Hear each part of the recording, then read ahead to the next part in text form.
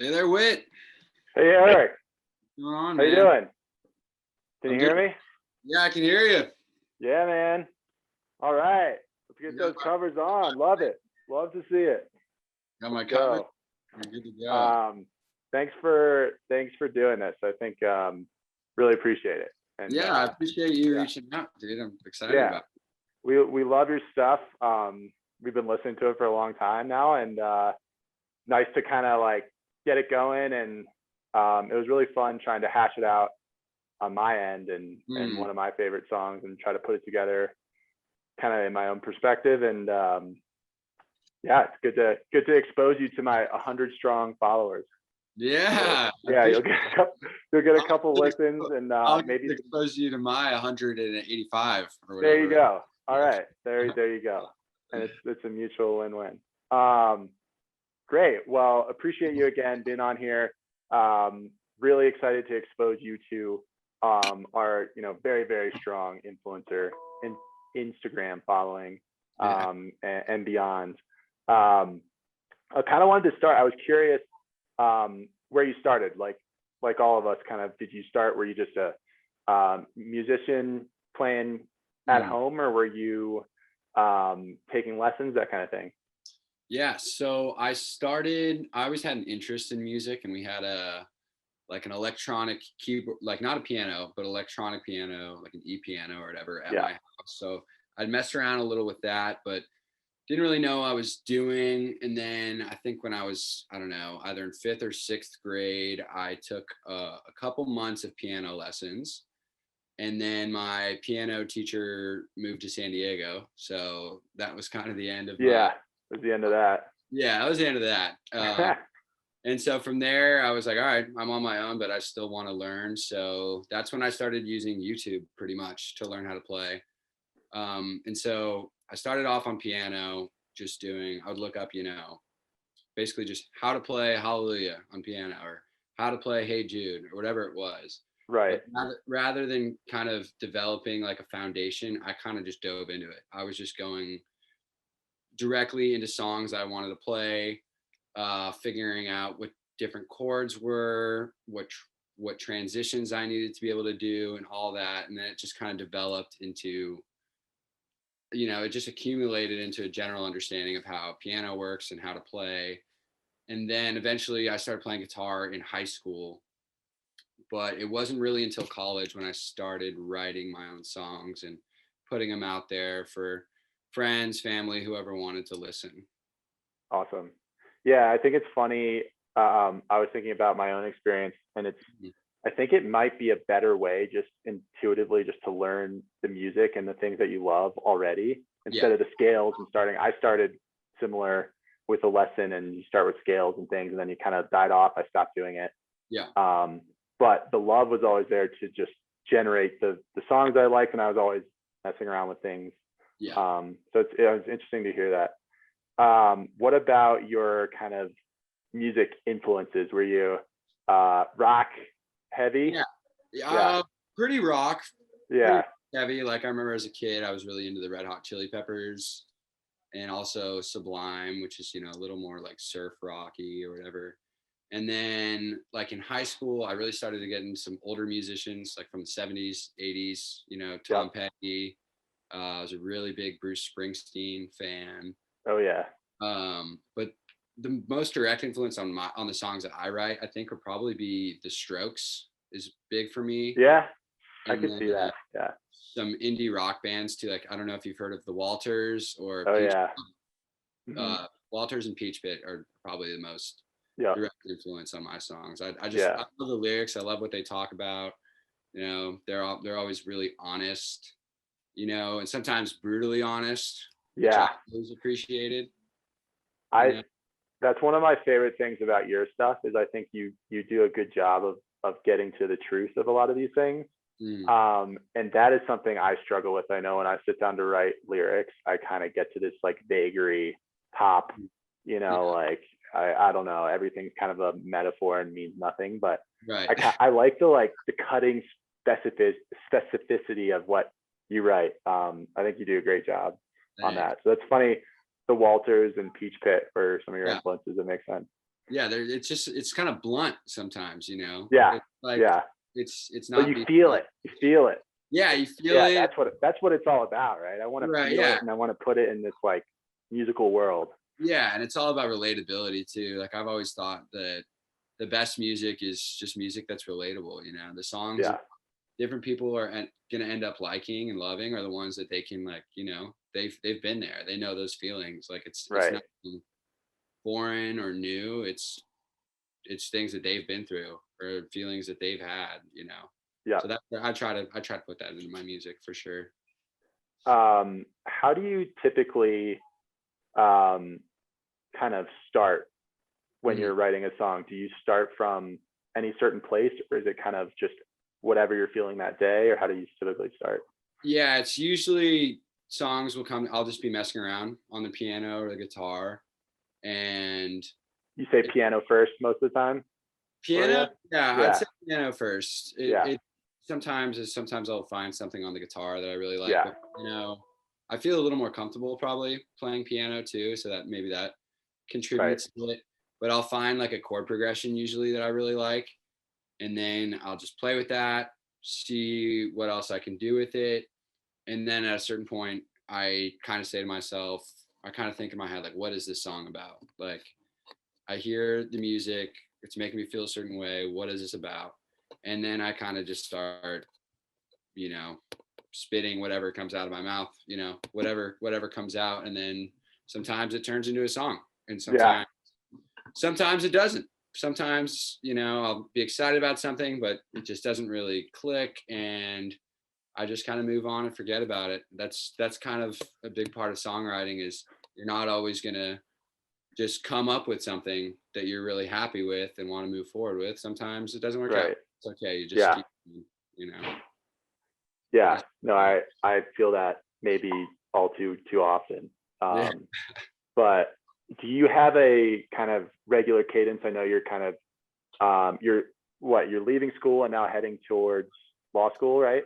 Yeah, that's Yeah, what I'm doing. So I actually yeah. just graduated from Berkeley in December.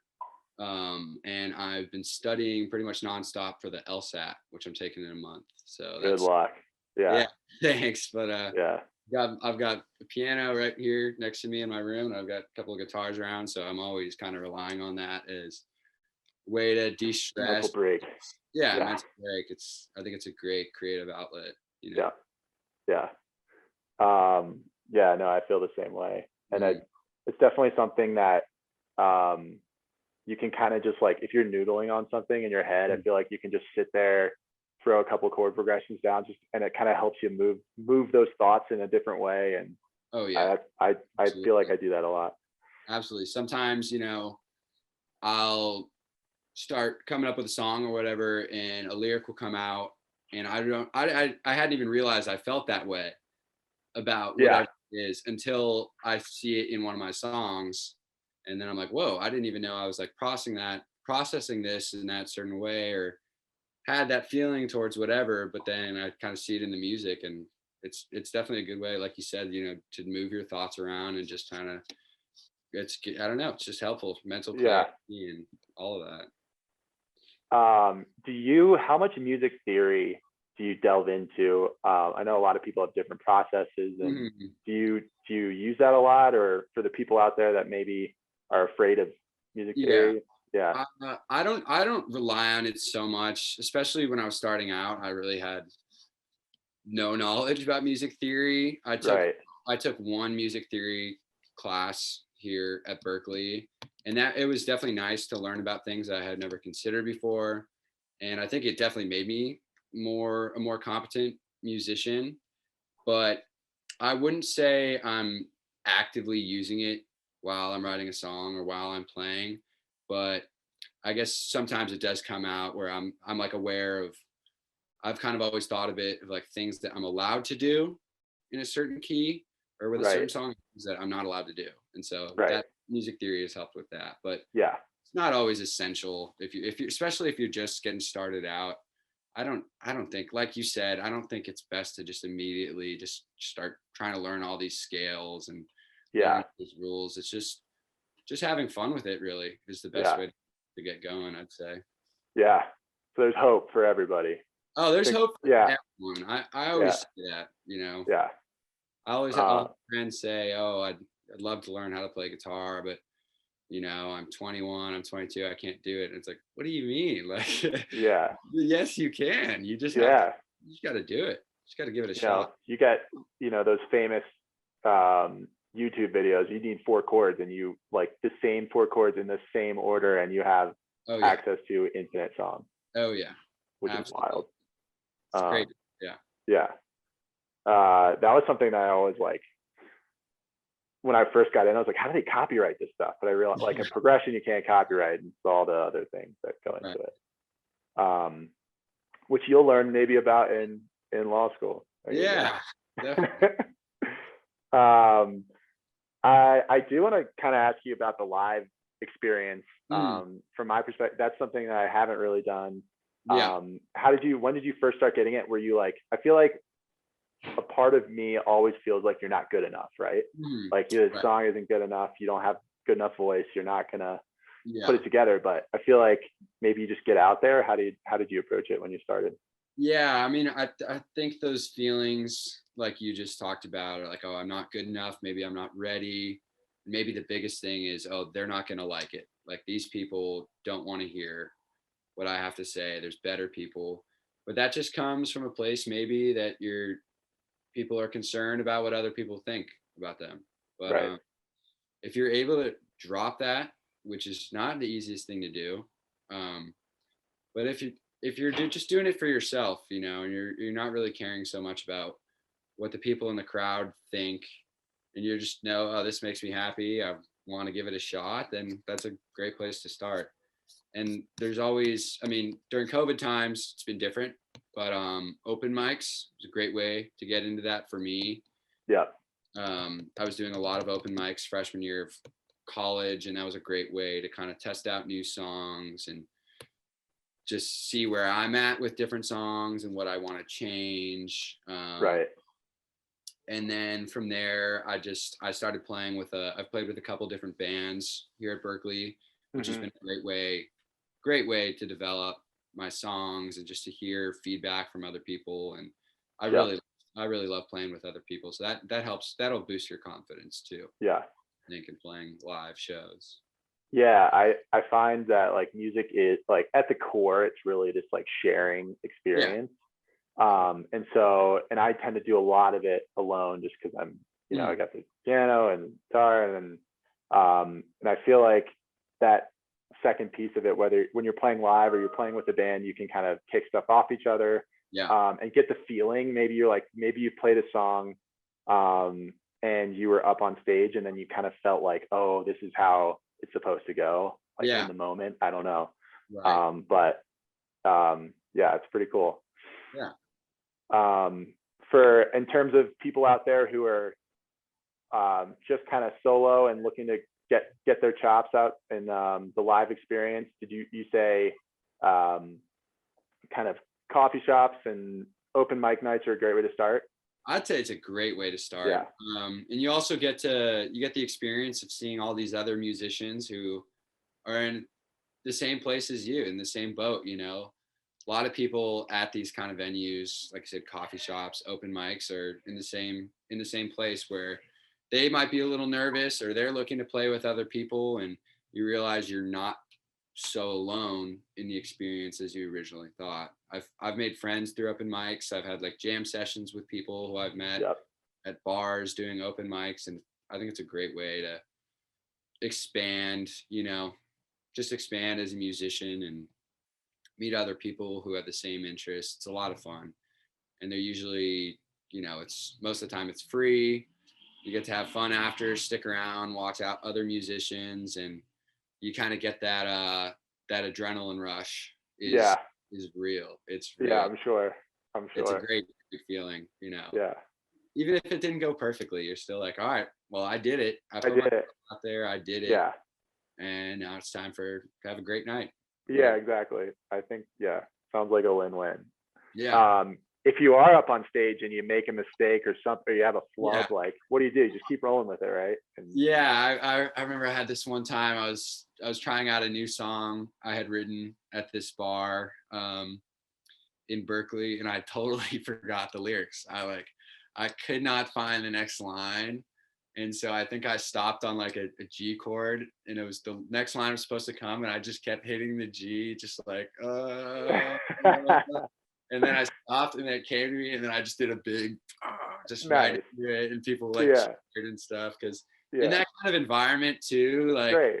yeah, nobody Yeah. wants to, nobody's there to really criticize or to Nah. bring you down. Everyone just wants to see people do well and have fun up there. So everyone's Yeah. on your team, I'd say, Yeah. in a situation like that, which is Yeah. another reason why I'd really recommend trying out open mics. They're Yeah. great. It's a great community too. Yeah, I think it's a good way to look at it. It's like everyone's on your team, and it's kind of, they want that live. They don't necessarily want to see a perfect. They want to see the humanity of it, and Yeah. that live take, which is so special and different from Yeah. a recorded take. So Right. It's pretty cool. And Yeah. sometimes, you know, you can make an error that you're aware of, and you're like, oh, I can't believe I did that. Like, how did I mess that up? But in reality, nobody else in the room knew Yeah. that you made a mistake. Right. You know, Right. especially if you're doing your own songs, Right. nobody knows what it's If they supposed. do, it's a luxury. You're like, great. Yeah. They know. Yeah, they go, oh wow, they know my Yeah. song. That's awesome. But if not, then there's no way to screw it up. You know? That's awesome. Yeah. And I like the idea, like maybe just vamp on like a 5-1, like a G, you know, G, G, D, just like keep going back and forth till you remember it. Yeah. How did you go about finding your band? Obviously in college, it's a little bit more natural Yeah. than Definitely. different scenarios, but how'd you go about it? Yeah, well, so in high school, I had one of my best buddies, Henry. This guy Henry Tampton was a really great musician too, really good guitarist, and we were already close, and so that made it easy for sure. You know, we both knew we were interested in music. Like, why don't we start jamming together? And then in college, I remember sophomore year, I took this kind of weird. It wasn't like a music theory class. It was kind of a weird class, but it was meant to connect musicians, which was really Interesting. cool. Yeah, And that is cool. we went around the circle, and they were like, "What's your background? What are you looking for?" And some people were like, "Oh yeah, I'm into producing music." Like, "Oh, I'm an amateur DJ, whatever it is." And I said, "Oh, I'm kind of like an alternative rock musician, and I'm looking to start a band." And then the circle went around to this girl named Alex, and she goes, "I'm a drummer who plays rock, and I'm looking to start a band." Yeah. It was a pretty instant connection. Yeah. So that was easy. And then we got in touch with another friend of mine, is really good lead guitar. He was a great electric guitarist, so we had him on lead. And then we found a bass player who was about our age, who lived in Oakland, which isn't too far away. So we started just jamming, you know, getting together, and then we did a couple like backyard kind of punk rock gigs with other bands, which is a lot of fun. That sounds like a blast. Yeah, it's really fun. It's kind of gritty, you know, kind of grunge. Yeah. So that was a lot of fun. Yeah.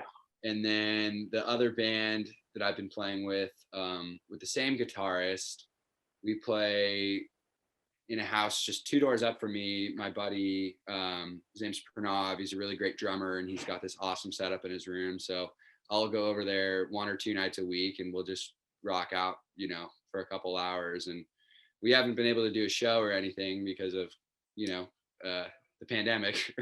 Yeah. Not sure if you've heard about it, but yeah, heard rumblings of it. Maybe we could get something together this summer or at the end of this semester. I'm not sure, but right. Yeah, it's definitely, being in college, it's a easier way to go about it. But for people who aren't in that position and are still looking for people to play with, the internet, you know, is a great way to connect with people. There's Facebook groups for aspiring musicians. There's Reddit is a good way to connect with people, but there's always people out there who are looking to jam, you know, whether or not you're starting a band together or playing consistently, there's always going to be people who are looking for other musicians to play with. So I'd wish for any listeners out there to never feel like they're just alone in it, Right. that they're the only one who wants to do this, because there's always other people who are going to be interested in connecting and playing music together.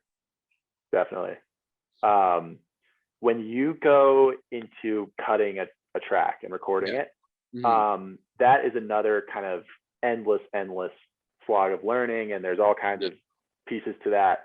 And for a do-it-yourself kind of musician, when you want to start, how did you go about starting that? Because it can get expensive and it can do all kinds of things. So yeah, I'm honestly still pretty amateur in that realm of the music making. Oh, it's a full-time career. Yeah, it's a full-time thing. Yeah. So I started off just recording on my iPhone. Yeah. I'd record on my iPhone, and then I'd text it to my computer, and I'd put it on GarageBand. Yeah. And I would just kind of link it together. And the only like real steps I've taken since then is I have like a microphone now that I plug right into my computer. And so that makes it easier to just sing into that, or to record my guitar into that. And then, there's tons of different apps that people can use. I've actually only used GarageBand because I've never gotten to the point where I really wanted to put all the extra money into it or all the extra time. Like, yeah, exactly. My standards aren't too high for myself, because my main goal is to like make music that I think sounds good, and then to be able to share it with friends and family. Like that's what I really like to do. So I don't feel like I need the highest quality of production to accomplish that. So I've just been kind of relying on GarageBand, adding in, a bass with the keyboard. You can just type in, like, are you familiar with just using keys to create like a bass line or whatever? Oh yeah. Just kind of using like the built-in keyboard. Yeah. So that'll get the job done. Yeah. Honestly, Depends on the you're setting for yourself, but I'm like in a very similar boat, and I think when you start, you just kind of feel like you need all this stuff, and you realize like it's all in the arrangement and in the song and the performance, and like the rest of it, the bells and whistles, but it's great to have. And I'm sure you could really get it to kind of pop, different layers and things. But at the end of the day, like if the song's good, it's good. Right. So that's a great way to look at it. Maybe not everyone shares that perspective, but I'm with you there. As long as you're happy with it. Yeah. It doesn't have to be, you don't have to put all that money in. You can if you want. If you want to take that out and get better at producing and mixing, then by all means, pursue that route. But for songwriters, especially, it's not a necessary tool you need to have. Love to hear it. All you need is this. Yeah. And GarageBand's built into that most of the time. Yeah.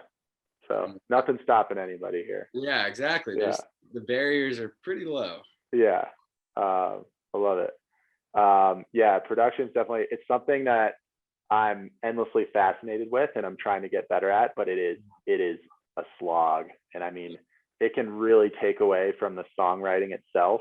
Yeah. Because it's like those different brains, right? You got the creative brain, and then you got this like analytical side that's judging everything. And when you're constantly like turning one off and on, I feel like it's not a great thing. But it can definitely drag you down if you sometimes it's good to be a perfectionist. Sometimes with this, you don't always have to be. It can definitely slow you down and just cause frustration that you don't need to have. You don't need to feel about it.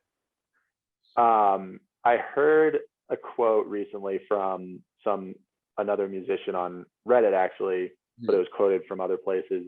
But they basically talked about one of those Harvard studies where it's at the end result was the best in the ceramics class. The best result was the people that did as many as they could, as opposed to the people that tried to do the best ones every time. How do you feel about process like that? Quantity over quality to start. Definitely. And I'd say as you're learning an instrument too, I'm right. That sounds perfect to me, because I wouldn't recommend someone trying to just absolutely perfect and spend weeks on one song. You know, you could do a different song every single day, and you may not be extremely happy with how it sounds at the start, but you'll come to find as time goes on, you're getting better and better at playing different songs. And then you can go back to that song that you Right. struggled with at first, and you'll be better at it because you Yeah. put in the time, you put in the practice, and you're just more comfortable with it. You know, you're not worrying so much about every little step or every little mistake you make. So yeah, quantity over quality sometimes can produce Yeah. a If quality.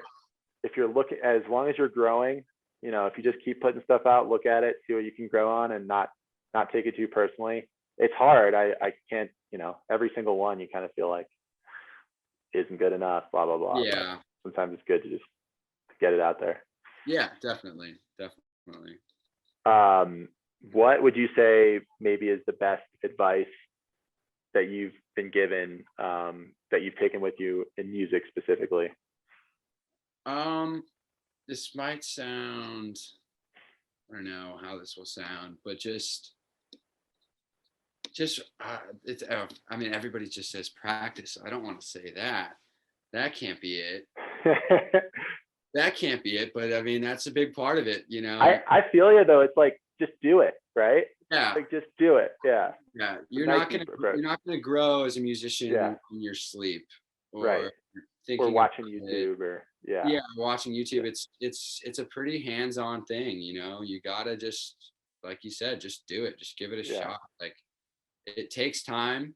That's something people should be aware of. Like, it's not gonna happen overnight or maybe in the course of a week, but you can make a lot of progress in a few weeks or in a few Right. months. You know, you can. Yeah. And another thing is, I'd say, just from my own experience, advice that maybe I wish had been given to me was, don't be afraid to try out different things that you're like initially scared of. Like, for a while, I didn't move into learning scales, or I didn't move into trying to solo, say, like on a guitar, Right. Right. Right. key, because I was like, all right, well, I'm just maybe a rhythm guitarist. Maybe I'm just a guy who plays chords all the time. And I was okay Yeah. with that. But I think in reality, I was probably just scared that I wasn't good enough or I wasn't at that level yet.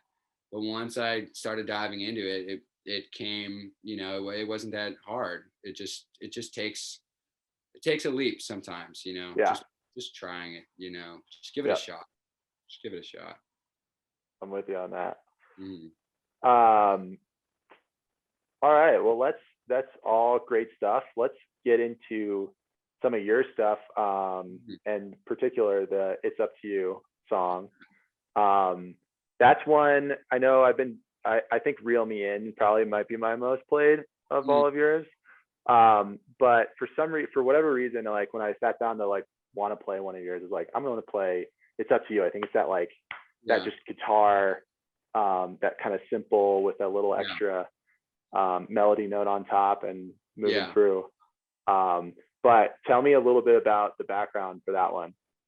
Yeah. So it's just kind of like, and I always say that the songs I write aren't necessarily like about me, you know?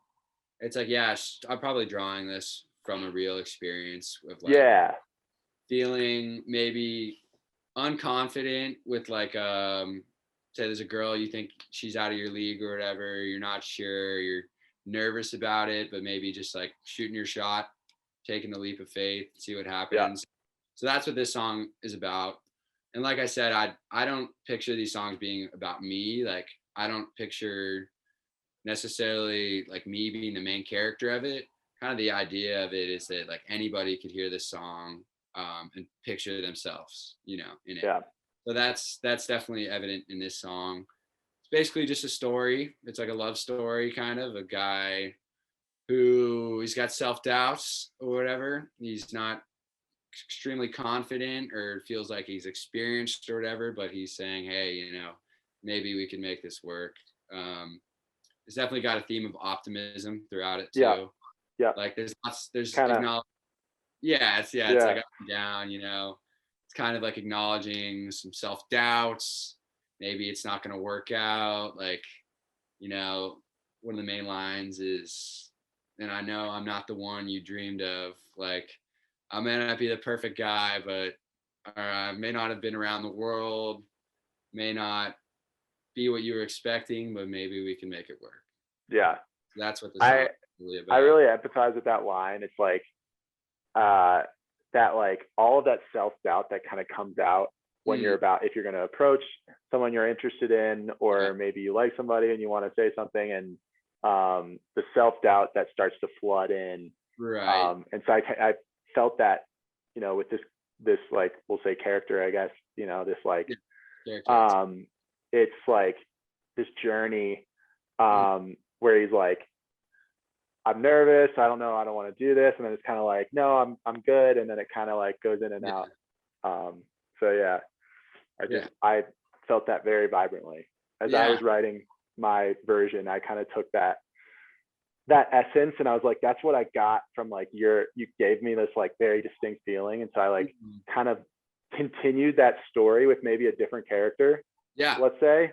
And so like I had this other guy in mind that was mine, and same deal, like kind of like girding up the courage to go for somebody to approach somebody that they liked, self-doubt, right, kind of, and then it just kind of built to like, I'm gonna freaking do this, and then it kind of crescendos at the end, like who knows what happened. You don't know. That's what I like about it too. It's like somebody like, gonna jump off a waterfall or jump off a cliff into a bunch of water and like take a step forward, oh maybe not, take a step back, take a step, oh not sure, not sure. But hopefully he jumped. And I kind of like that, like maybe like as a songwriter you might want to like tie the story together too much, and I think that's good, like a kind of a good insight there is like, maybe it is nice just to let it hang a little bit. That allowed me to like get in that space and like feel it, and not feel like if you tied it up, maybe it's like, oh, that wasn't, I don't know, then it kind of creates this like entity, whereas opposed to I kind of feel a part of it now. It's like, I don't know what happened at the end, and I can associate with those feelings.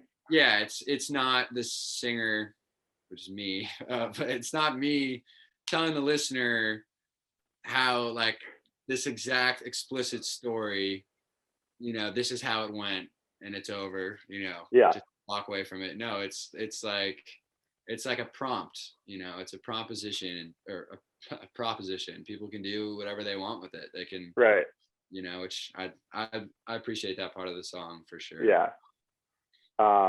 Musically, did you kind of just go with your gut, like you were feeling? Did you start with the piano on this one? I think I wrote this on guitar. I think I got a guitar right here, actually. There you go. Yeah, but this, I think I came up with this part first. I found that little melody. Yeah. And I knew I liked that a lot. And that's just a simple like fifth to fourth. Yeah. And I think I started with that. And I may have wrote the lyrics for that first, and then I was like, okay, I think that could be the chorus. Let's put the verses together, and then it kind of just all flowed out at once. Which is a nice feeling when you're writing a song, if it all kind of just happens at once. Really promising sign that you're working with something good.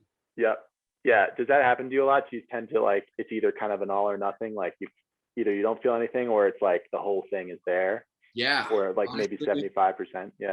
Honestly, and like I was saying earlier, sometimes you're messing around with something and you might like it, but it just doesn't seem that promising. It doesn't click. But when it does, it can just all come pouring out.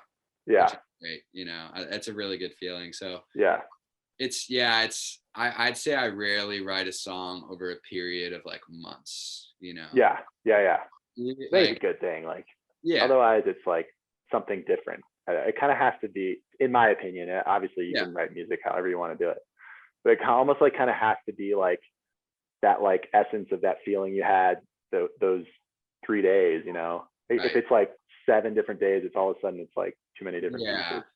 But that way you keep it more organic, more natural. I've always kind of felt like when I'm messing around and I come up with a song, it's kind of like I find it, or it's like it's almost like it was already there. Yeah. You Yeah. know? Yeah. And I'm not creating it. I'm just like discovering it. Right. And then digging it up, brushing Yeah. it off, and then looking at it. Yeah. You know? The archaeologist. You're Yeah, the song exactly. archaeologist there. Yeah, musical archaeology. Yeah. No, it's an interesting, I definitely, now that you say that, have felt that feeling where you just like, it's almost like there's like these invisible through lines and you just like hitched onto one, you know, and caught one, and you're just like, there it is. And your brain just kind of takes you on the ride. Yeah, exactly. I feel that too. Yeah. Sometimes you don't know where it's gonna go, like it's gonna end up, but you get there if you stay with it. Yeah.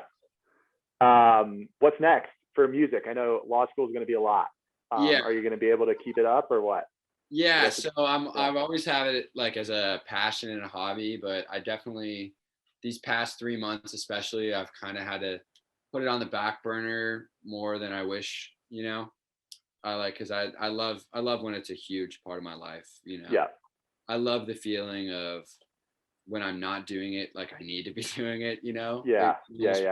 Like addictive, which is great feeling. Like so what's next? This summer I'll be up working at this awesome summer camp I've worked at for a few years called The Lair of the Bear. It's up in the Sierra Nevadas.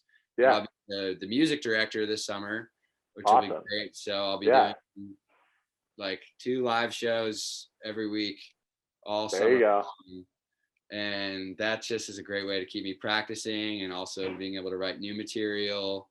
And then I won't be able to record much when I'm up in the mountains in the woods, but in the fall, I'm hoping to take some time to put a lot of energy into my songwriting and into my recording that I haven't been able to do these last few months, and hopefully come up with or release like an album on Spotify would be great. You know, I've got a ton of songs that I can hopefully polish more and just get good recordings of. Cool. Maybe record with some other people, and it'd be great to have like an 8 or 9 song album on Spotify. I'd be really happy with that. It'd be awesome. Yeah. I know I would look forward to it, and I know Woody would look forward to it as well. And now hopefully plenty of people watching this, you know, all 6 of you guys that watch this will hopefully be new fans too, because you do great stuff. You really do. Yeah. Thank you, Whit. I appreciate it. Cool. Well, let me send you this file of my version. I can't wait to hear it. I really. And we can listen to it. I'll just pipe it in at the end. I'll just like overlay it for other people, and then we can wrap it up. Awesome. I'm really excited to hear it. And I think I forgot to do like a little intro, so I might just like at the end come back here and just do a quick one. Yeah, whatever works. All right, let's shoot this to you. Yeah, like I said, when I was thinking about it, I played it a couple different ways. I actually had 2 versions. This is hilarious. I made one. The first version I made was like a punk song. I was thinking I was like Blink 182. Yeah. But my vocals were horrendous. I was like, I can't do this right now. Maybe I'll come back to it and I'll send you that too. Yeah, that'd be great. For kicks. Yeah. I mean, it was funny, but I couldn't quite get that like that nasally like high pitched whine that I wanted. It just sounded horrendous. But other than that, it was kind of fun. What was the approach you took with the version you ended up going with? So then I took that idea that I really was feeling like this kind of, like we were talking about before, like this like wave, right? Where it's like, am I good enough? No, and it's kind of like, no, I'm not. Yes, I am. So I got on the piano and started sort of just like playing. And so it kind of started as a ballad where I was just like this kind of like sad. I was nervous. I, like kind of feeling like a first kiss, but it didn't go right. Like all those thoughts. And then he kind of like, I tried to just have it pick up steam, like, all right, now I'm getting it. And then I just started layering in, and I got a little funky with like some, I was using Logic, some Logic horns, like threw a horn section in, just like, just that like feeling of like, yes, I'm going to go for this. And then cut it at the end. Yeah. That's So, great. again, it's all from you, like this feeling that you created. It's just kind of funny to think about like creating another character in this universe that you're like the Marvel, and I'm just like made one movie for you. Perfect. So yeah, hopefully, is this the right one? Let's see.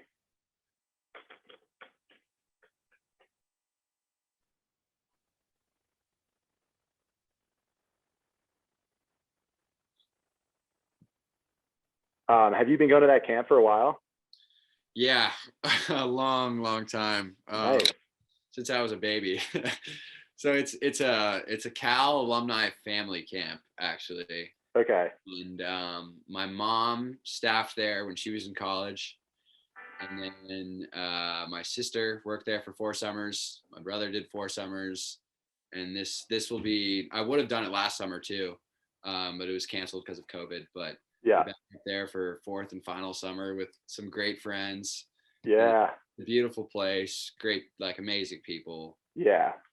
I mean, there's nothing better than I mean, I'm in Colorado. I feel the mountain vibe and just you can sort of get away. And if you just have the people you're with and cell phones go away and you have plenty to do, and it's a lot of fun. You're never bored. Never Yeah. bored. All right. So should I just play this on? Yeah, maybe play it on your computers or however you want to do it, and I'll just at the end I'll give the people the wave quality All right. audio. Not that it's the greatest thing ever, but let's take a listen. Yeah, take a listen. Hopefully, at least flattering that I loved your song enough to do Very this. already. Yeah.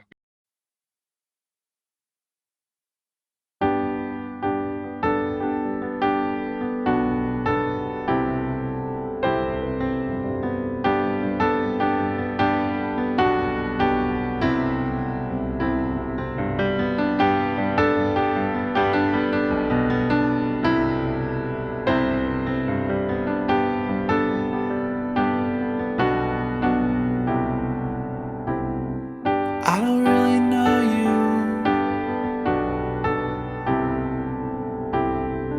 but I think I want to. You make me nervous, got me feeling like a first kiss. 'Cause I'm not good at this, so used to this, I'm new to this. I don't choose the risk, but I'm choosing you. So hopefully you choose me too, but it's up to you.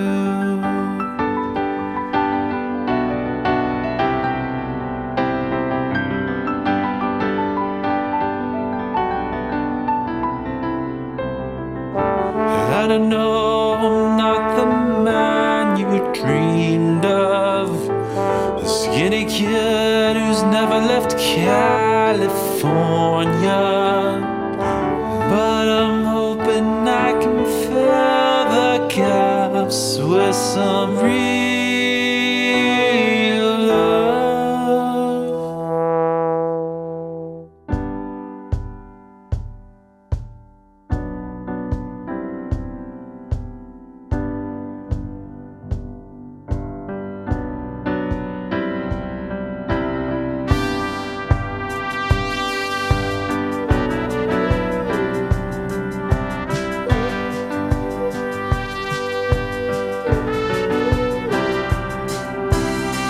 I don't know so much about you, but I know you like to sing. I don't know what you know about me, but that's also my thing. Maybe we can get together, make this good life just a little better. Me and you both, all kinds of weather, whenever, wherever, it's up to you.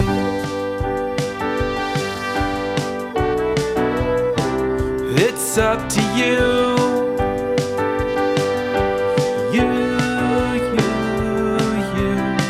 I'm not the one you dreamed of, a skinny kid who never left California. I'm not the one you dreamed of.